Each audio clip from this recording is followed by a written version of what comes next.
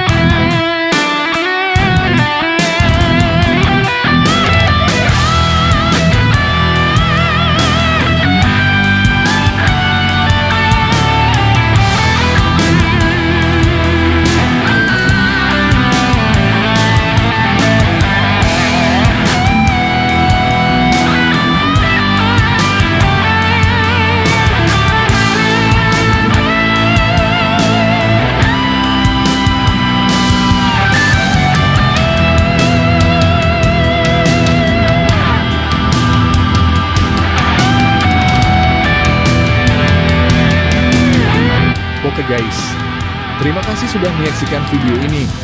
Jangan lupa subscribe, share, dan tekan tombol notifikasi untuk menyaksikan video-video menarik selanjutnya. Sampai jumpa, dan see you!